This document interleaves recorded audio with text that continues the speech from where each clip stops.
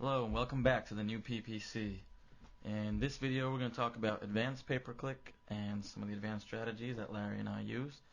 And so we'll just jump right in. Right, the first thing that we're going to talk about is keyword matching options.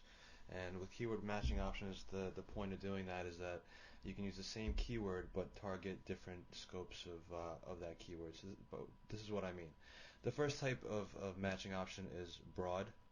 And with the broad option, you're basically not putting anything around the keyword. So if your keyword, for example, is dog bones, it would just be put in simply like that, dog bones. And with the broad option, it could be in any combination of the search. So any word can be in between, before, or after the words.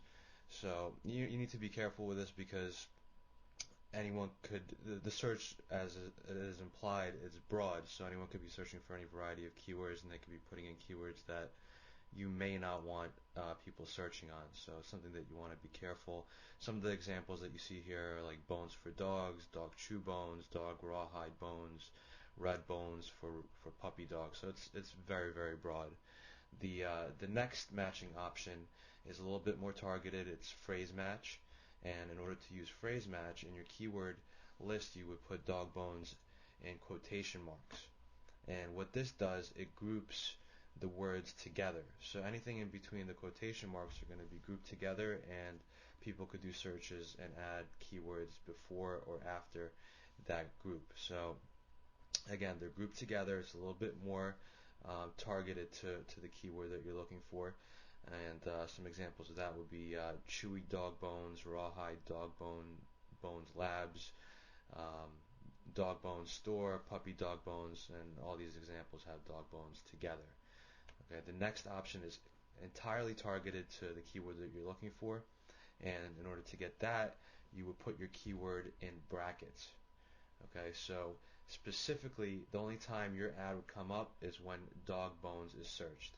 If any other keywords are surrounding it, your ad's not going to show up. So it's very simple. Brackets equal ads being displayed for that exact term.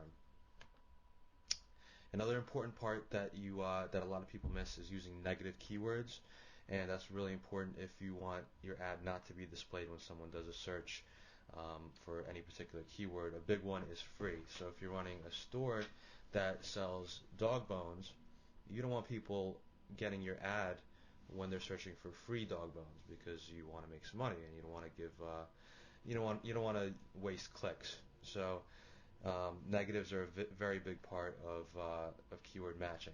What I like to do is put all the keyword matching options, exact, broad, and phrase match together, so you would have the same word, broad, exact, and phrase, and then you would pull out the ones that are not performing. Even though it's the same word, they're going to have different click-through rates, and your ROI is going to be different for each one. And so I'm going to talk about structuring your campaigns. Now the first thing about structuring your campaigns is grouping them and siloing them. Now this is really important because you want to tightly group and silo your keywords and your ad groups, because it's important that you keep all your campaigns and all your stuff very tightly grouped. And I'm just going to get into a little example real quick. And I know in the example that we gave for the tattoo market, we just had 100 keywords and we put them all into Google, and we did that on purpose because it is a common mistake that people do that, and we don't want people to do that. And that's why we're going into this video to talk about broad, exact, and phrase, and grouping and siloing your keywords. Now here's a common mistake. As you can see, in the campaign, people put dogs. In the ad group, they'll put dogs. And in the keyword section, they put a ton of different keywords like pit bulls, Rottweiler, Doberman, Poodle, Pug, and they put all these different kinds of dog terms in there. And the ad itself is a very generic ad. It just says cheap dog toys, shop with these, blah, blah, blah. And it all goes to one page. Now, Google's going to hate you for this because all you're doing is sending a bunch of keywords to one page. I'm going to show you the right way to do it.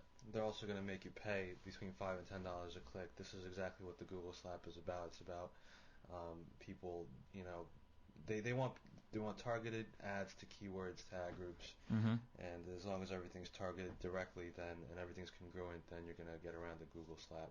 Yeah, yeah, you're definitely going to pay more than a couple cents.